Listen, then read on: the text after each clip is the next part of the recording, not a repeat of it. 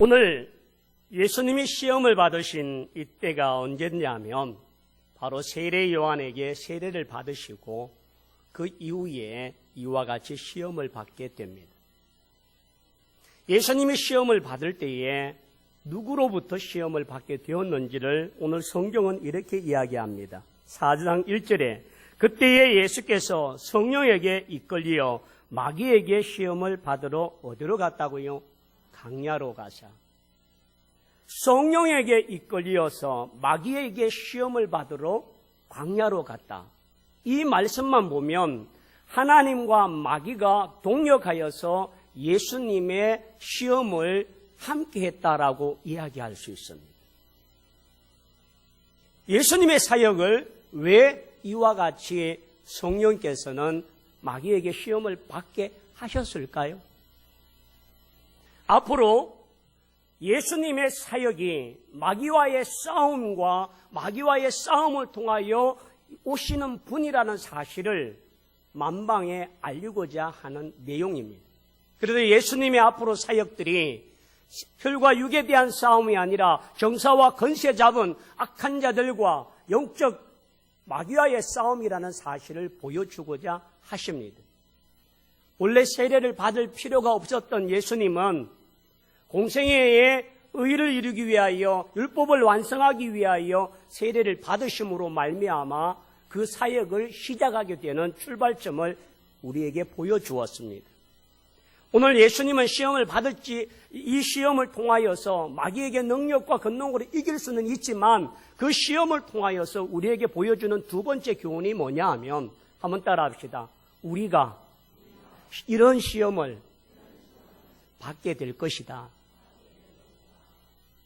예수님은 마귀를 멸하기 위해서 오셨다는 것을 증명하기 위하여 오늘 이 마태복음 4장 1절과 11절에 예수님의 시험을 보여주셨고 오늘 우리에게도 이와 같은 아담 하와가 겪었던 그 유혹, 그 시험 그리고 오늘 이스라엘 백성들이 겪었던 수많은 유혹들과 오늘 예수님이 겪었던 이 시험들이 저와 여러분 앞에 존재하고 그런 시험을 통하여 우리가 때로는 넘어지고 좌절하고 낭망할 수 있다는 사실을 보여줍니다. 그러나 낭만과 좌절, 그 시험으로 말미암아 절망을 보여주고자 한 것이 아니라 예수님은 당신의 시험을 이기심을 통하여서 우리가 어떻게 이 시험을 이길 수 있는지를 보여주심으로 천사가 수종드는 자로 만들기 위하여 우리에게 보여주시는 예표라고 생각됩니다. 여러분, 시험이라고 할 때에 이 시험은 두 가지의 뜻이 있습니다. 하나님께로부터 오는 시험이 있는데 이 시험은 사람을 테스트하거나 사람을 한 단계를 성장시키고 성숙시킬 수 있는 그런 성숙을 가져오고 과정을 통하여 우리를 더 크게 만들어주는 겁니다. 마귀가 보여주는 시험은 우리를 유혹하게 하고 미혹하여 넘어지게 하고 좌절하고 포기하도록 만드는 것이 마귀의 목적입니다. 그러므로 오늘 하나님은 예수님이 하나님의 아들이시며 마귀의 일을 멸하러 오신 주님인 것을 선포하기 위하여 광야로 이끌으셨지만 마귀는 예수님을 넘어뜨리기 위하여 예수님의 사역을 막기 위하여 예수님을 공격하기 위하여 수없는 유혹을 하고 있다는 말입니다. 근데 여러분, 유혹을 이기는 것이 쉬울까요? 시험을 이기는 것을 쉬울까요? 어떻습니까? 사람이 시험이 오면 기도해야 되겠다라고 하는 생각을 갖습니다. 어렵다, 기도하자. 어렵다, 도움을 받자. 시험이 오게 되어지면 이 시험을 이기기 위해서 하나님을 더 붙잡고 더 간절하게 나아갑니다. 그런데 어느 때 이스라엘 백성들이 더 많이 넘어졌느냐 하면요. 편안하고 배부르고 즐겁고 뭔가 어려움이 없는 풍요의 때에 그들이 하나님을 저버린 때가 더 많습니다. 광야에서 이스라엘 백성들은 하나님이 도움이 아니고는 날마다 살아갈 수 없는 존재였습니다. 그래서 하나님을 바라보며 하나님을 의지하는 때가 많았는데 편안하고 안일한 가나안 땅에 들어와서 너희가 종되었던 너희들을 하나님이 인도하시고 이 약속의 땅에서 배부름과 풍요로움을 느끼게 된 그때에 너희를 애굽 땅에 인도하여 낸 여호와 하나님을 잊지 말라고 합니다. 어느 때에 사람들이 넘어지냐고요? 평안하고 안일해지고 좋아지는 풍요의 때에 하나님을 저버릴 때가 참 많습니다. 유혹이라고 하는 것은 가진 자에게 오는 것들입니다. 여러분, 가지지 못한 자에게 와질 때에는 그것에 대하여 어려움이 덜합니다. 자, 여러분 보십시다. 예수님께서 오늘 우리에게, 예수님에게 미혹하고 있는 이 사단의 괴계 속에서 여러분, 첫째의 시험이 무엇입니까? 40일을 금식하신 예수님에게 이 돌덩이를 떡덩이 되게 하라라고 하는 먹음의 문제, 물질의 문제 때문에 시험을 하셨습니다. 그죠? 예수님은 보리떡 5개와 물고기 2마리로 5,000명을 먹이고 12강주일을 남게 하셨던 능력의 하나님이십니다. 거친 바다를 잠재우시고 명령하여 그 바다를 잔잔하게 만드신 분이 주님이십니다. 죽은 자도 일으키고 살리시는 분이 주님이십니다.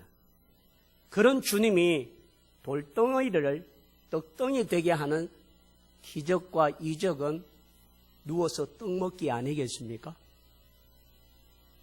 그런 분이 그걸 사용하지 않는다는 것은 대단한 유혹과 힘든 것입니다.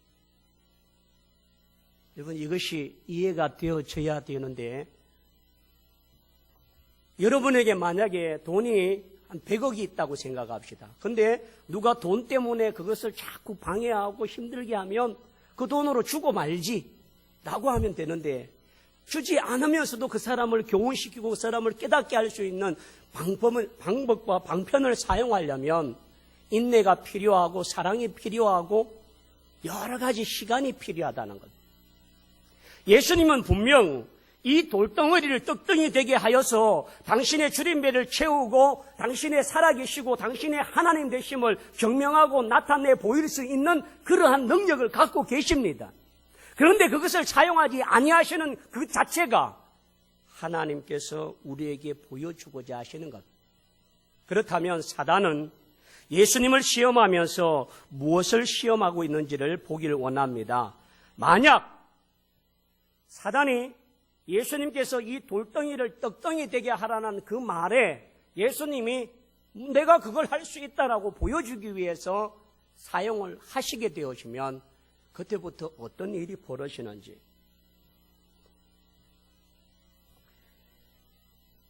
능력을 행하지 못하면 하나님의 아들이 아니다라고 부정하는 사단입니다. 내 능력을 행하여서 내가 하나님의 아들임을 내게 증명해 보이라고 말합니다. 여러분, 사단에게 돌덩어리를 떡덩이 되게 하여 보여주었다고 해서 사단이 하나님의 아들로 인정하고 그것에 대해서 존중하겠습니까? 결국은 하나님의 능력을 자기 앞에 굴복하라는 겁니다. 당신의 능력을 나에게 보여주어서 당신이 어떤 자임을 우리에게 보여주라고 하는 말은 결국 마귀에게 속아서 넘어가는 결과밖에 되지를 못한다는 말입니다. 그리고 예수님이 이 땅에 오셔서 신성과 인성을 가진 분이신데 육의 문제, 이 40일 동안 금식하고 줄이신 주님의 배를 채우기 위하여서 당신의 신적인 능력, 하나님 주신 권능을 자기 육신을 위하여 사용한다면 주님은 앞으로의 모든 일들이 십자가의 고난과 죽으심과 그 고통이 당신의 능력으로 대체한다면 십자가의 죽음은 헛된 것입니다.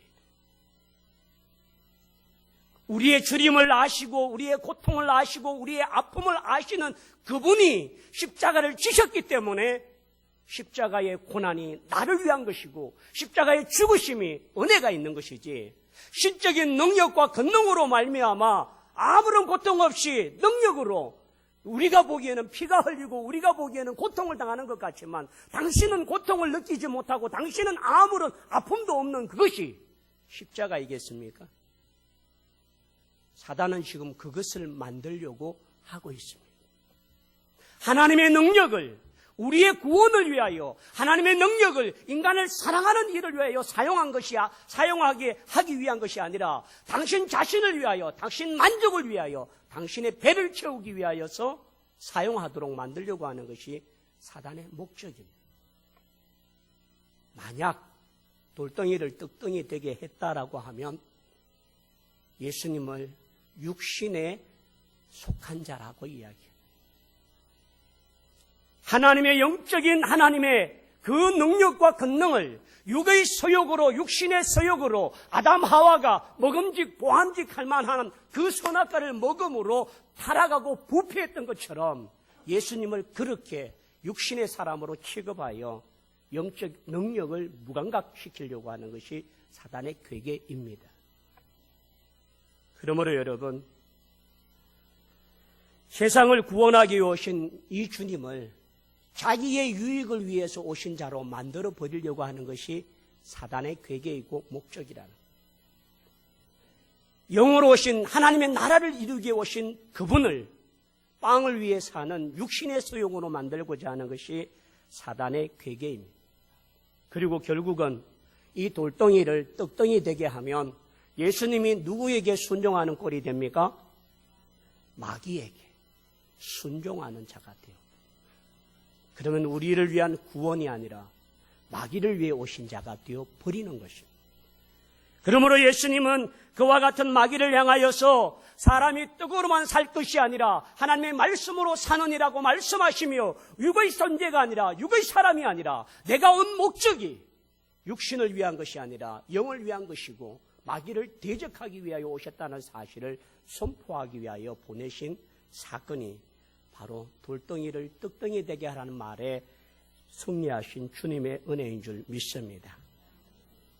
사랑하는 성도들이요, 오늘 우리에게도 육체적이고 물질적인 것들로 인하여 우리에게 유혹이 참 많이 있습니다.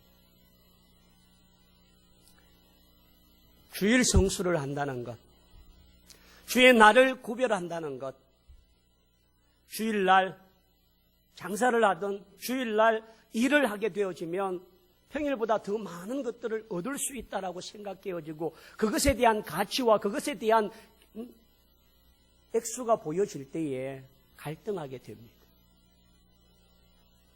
이 갈등은 쉬운 갈등이 아닙니다. 대단히 힘겹습니다.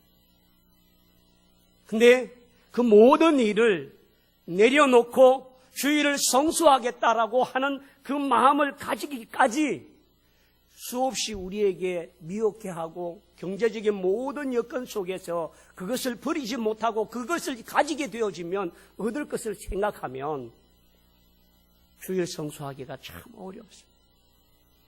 그러나 그 한 주일에 주어지는 물질의 양보다도 하나님께 주시는 축복과 하나님의 은혜, 하나님의 나라, 하나님의 축복이 더 귀한 것으로 여겨지는 자가 그것을 내려놓고 하나님의 뜻을 따라 주일 성수를 할 수 있는 줄 믿습니다. 10의 1조도 마찬가지. 땀 흘리고 수고해서 얻은 이 소득의 하나를 액수가 작을 때는 얼마가 안 되는데 점점 많아지면 11조가 많아지니까 고민을 합니다. 어떤 분은 11조가 한 두세 달 하다가 몇 달을 푹 쉬었다가 또 오시는 분도 계시고 나름대로 기도합니다. 하나님, 어떤 형편에 어떤 이유에서 11조에 대한 이 부분이 이렇게 되었는지를 하나님 감찰하여 주시고 할 수 있는 마음과 은혜를 허락해달라.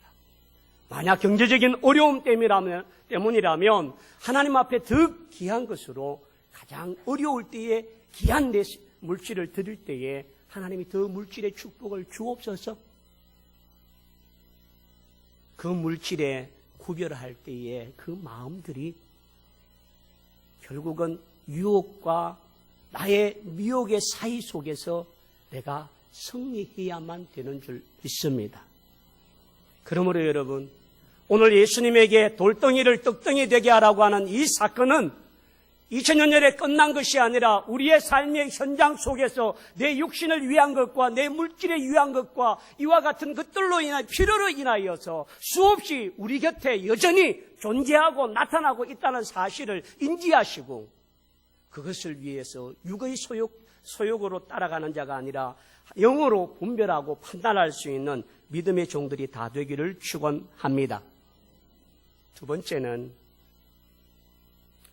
예수님을 성전 꼭대기에 데리고 올라가서 내가 뛰어내리면 천사가 와서 수종 들어서 부딪히지 않게 할 것이라 라고 말합니다. 여러분, 목적도 없고 왜 뛰어야 되는 이유도 없습니다. 단지 네가 하나님의 아들이거든. 뛰어내려 봐라. 그렇게 하면 안 다치지 않느냐라고 하는 것. 여러분, 마귀에게 내가 어떤 능력을 가지고 있고 어떤 자이다라고 하는 것을 증명해야만 하나님이 하나님 되시고 예수님이 예수님 되실까요? 마귀는 자기가 그것을 판단하는 자인 것처럼, 자기가 그것을 분별하는 자일처럼, 자기가 허락하고 인정해야만 예수님이 하나님의 아들이요 하나님이시라는 것을 증명하기도 하는 것처럼 당당하게 요구하고 있다는 사실이 우리가 놀랍습니다. 한마디로 말하면 당신의 능력을 나에게 나타내어서 증명해 보라는 겁니다. 하나님의 능력이라면 우리가 힘써 애쓰지 아니하고 말씀 한마디로 천지를 창조하시고 모든 것을 하실 수 있는 분이라면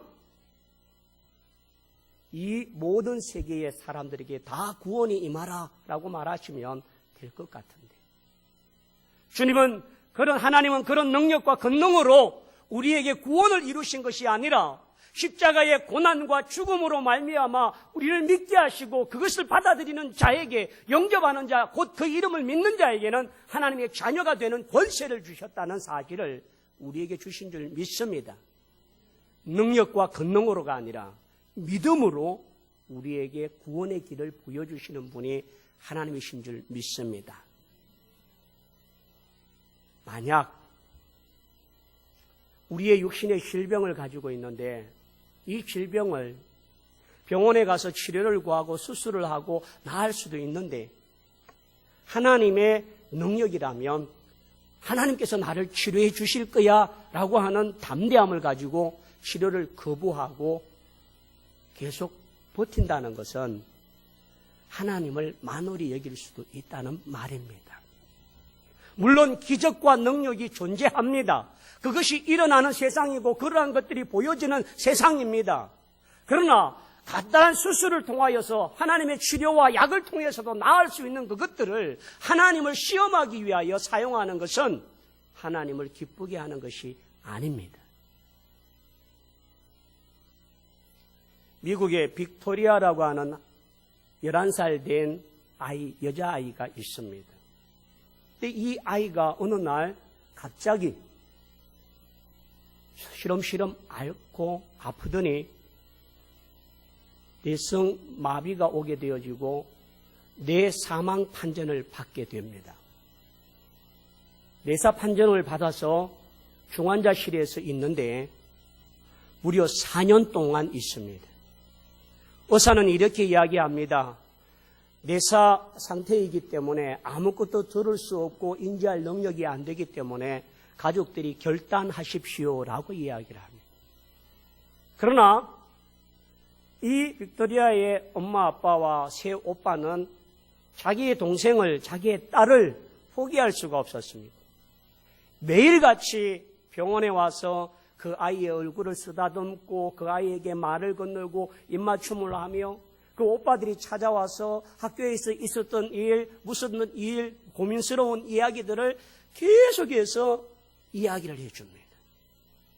근데 4년이 되는 어느 날 아이의 손가락이 움직이기 시작합니다.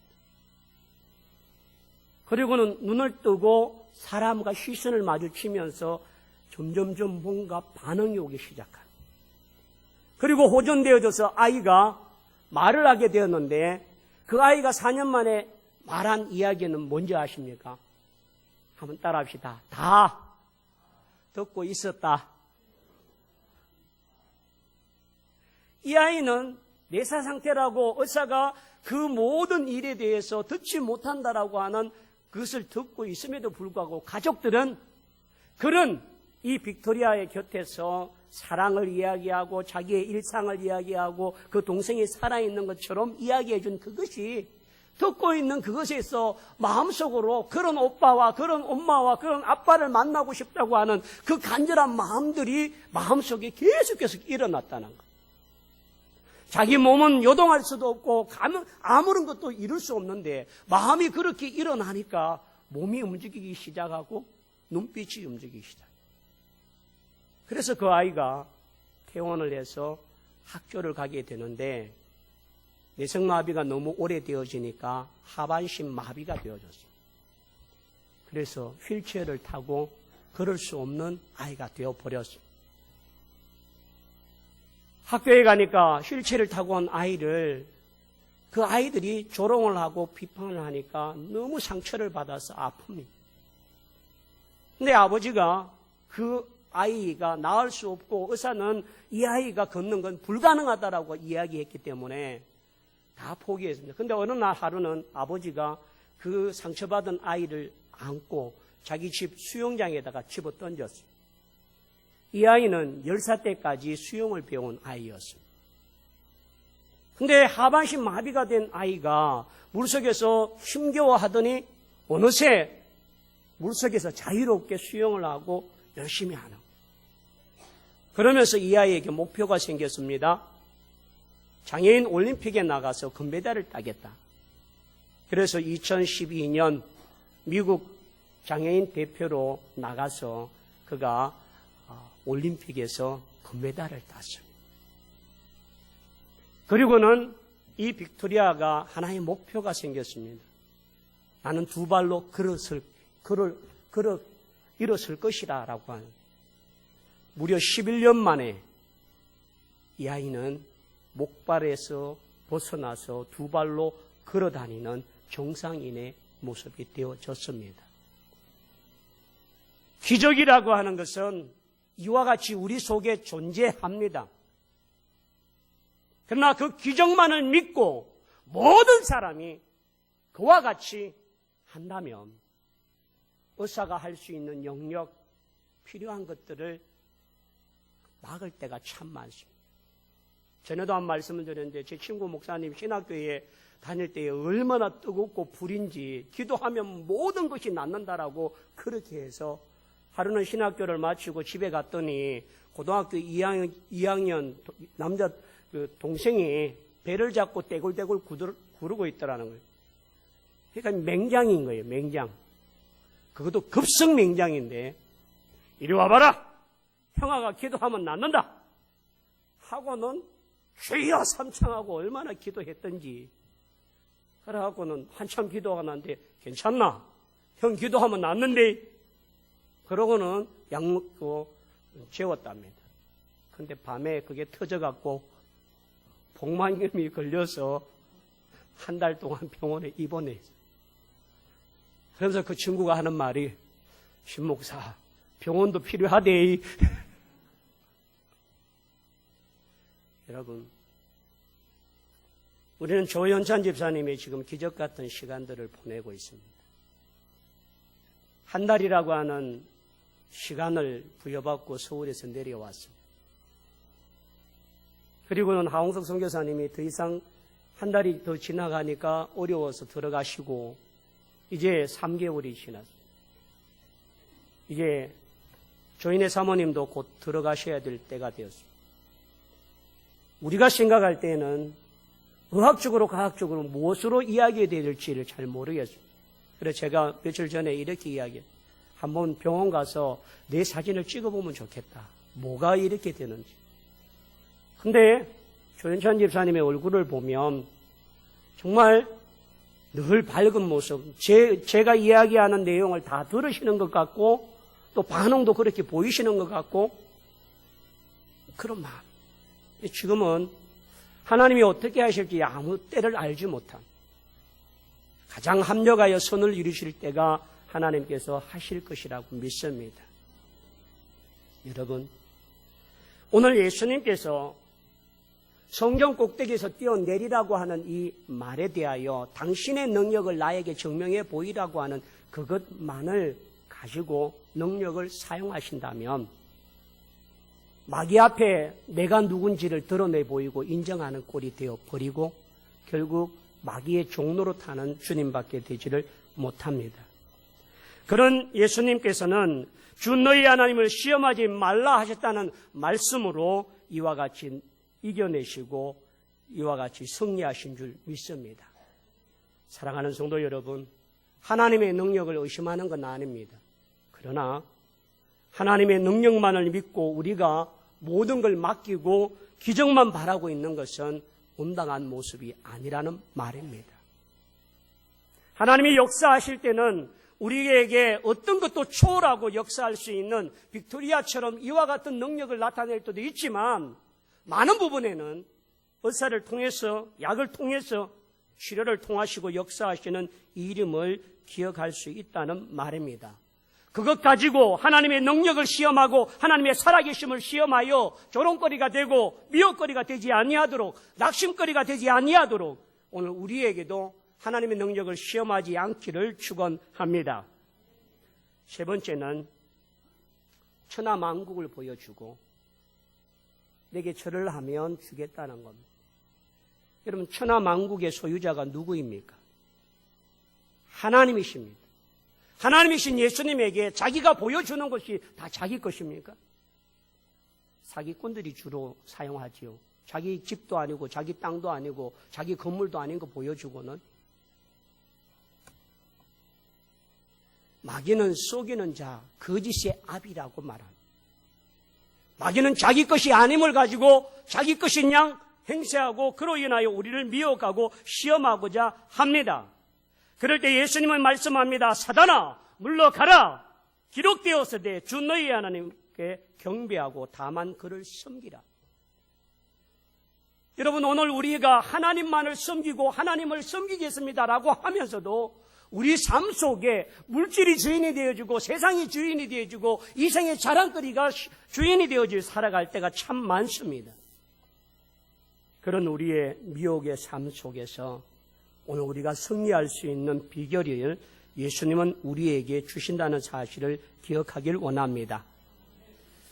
마귀에게 승리하기 위해서 몇 가지를 유념해야 될 게 있습니다. 한번 따라합시다. 사단은 실제로 존재하며 영적 능력을 갖고 있다. 이걸 인정하셔야 됩니다. 사단이 실제로 존재하지 않는다라고 생각하고 있다면 사단은 우리에게 수없는 일들로 인하여 우리를 미혹하고 넘어지게 합니다. 그걸 인지하고 깨닫는 자마다 각성하고 그 사단을 대비하고 미움의 싸움에서 이길 수가 있습니다. 그걸 인식하지 못하면 결국은 무방비 상태에서 넘어질 때가 많습니다. 두 번째 한번 따라합시다. 사단은 집요하게 우리를 유혹한다. 한번 유혹하고 끝나는 게 아닙니다.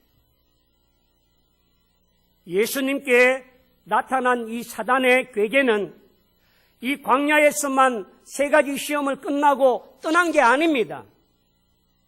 바리새인들과 서기관들과 율법사들과 빌라도와 수없는 정치와 사람들의 옷을 받고 입으면서 예수님을 끊임없이 공격하고 넘어지기 위하여 그 길을 방해하기 위하여 사용하고 있다는 사실을 기억하셔야만 합니다.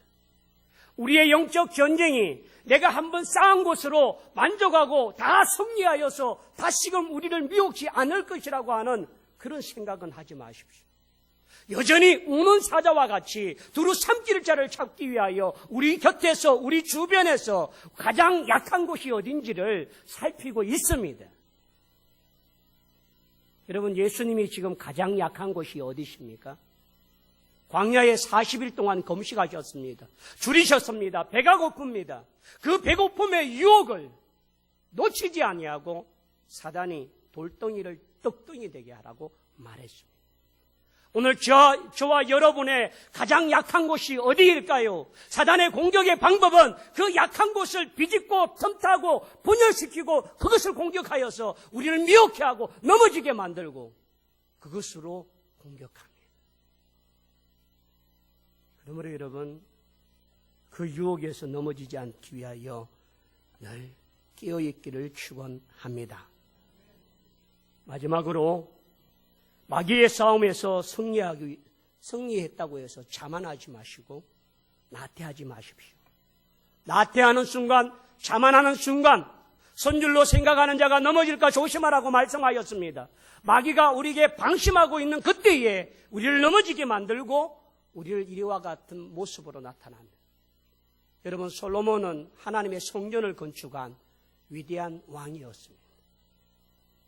나라가 부강해지고 풍성해지고 땅이 점점 많아지고 정략 결혼에 의해서 수없는 여인들과 결혼을 하게 됨으로 인하여서 솔로몬은 부패하고 타락하여서 넘어지는 자가 되고 말았습니다. 오늘 여러분, 내 신앙이 섰다고 생각하는 그때가 넘어질 때임을 기억하시고 우리가 하나님 앞에 이와 같이 믿음으로 승리하기를 축원합니다. 그렇다면 오늘 저는 여러분에게 우리가 마귀의 싸움에서 이길 수 있는 몇 가지 비결을 말씀합니다. 다음 따라합시다. 말씀으로 이겨내자. 말씀이 힘이 되고 말씀이 능력이 되고 말씀이 권능이 되고 말씀이 권세가 될 수 있도록 우리에게 그 말씀의 영향력과 그 말씀의 묵상과 그 말씀의 살아 역사하심과 그 말씀을 통하여서 능력을 가질 수 있는 자가 되기를 축원합니다. 두 번째는 오늘 예수님은 우리에게 떡을 부정하는 건 아닙니다. 물론 우리에게 떡도 필요합니다. 물질도 필요합니다. 그러나 그 물질과 그 떡의 노예가 되어주고 종노릇하지 말라는 것입니다. 마지막으로 깨어 기도하라는 것. 40일 동안 기도하신 주님이기에 이 마귀의 사단의 괴계에서 승리하고 나타나게 된 줄 믿습니다. 오늘 저와 여러분이 제일 아까 설교 초대에 뭐라고 인사를 나누었지요? 저를 위해서 천사들이 나와 수종듭니다. 오늘 본문 제일 마지막 절입니다. 여기서 수종들다라고 하는 말은 밥을 먹으면 아주 유명한 고급 레스토랑에 가면 밥을 먹으면 옆에서 제복을 입거나 이 단복을 입고는 먹으면 치워주고 다음 뭘 드시겠습니까? 수종드는 사람이 있습니다. 오늘 천사가 예수님의 이 마귀의 시험을 이기고 나니까 천사가 와서 예수님께 수종들게 합니다. 근데 이 수종을 들다라고 할 때에 어떤 신학자는 이렇게 합니다. 식탁을 통하여 예수님의 배를 채워주셨다. 여러분, 아까 수종들다라고 하는 것이 서빙하는 것이다, 돕는 것이다, 그를 위로하는 것이다, 이런 어떤 내용입니다. 오늘 마귀의 시험을 이기고 나니까 마귀가 떠나고 난 뒤에 천사들이 와서 예수님을 수종하여 예수님을 위로하시고 지친 예수님을 필요를 채워주시는 것처럼 여러분, 우리 모두가 마귀의 싸움에서 승리하여서 마귀는 떠나고 천사가 우리를 수종하여 우리를 위로하며 우리의 주림매를 채우고 우리의 부족을 채워줄 수 있는 믿음의 승리자가 다 되기를 축원합니다. 그런 모든 우리에게 하나님의 영광과 존귀와 권능이 함께하기를 원합니다.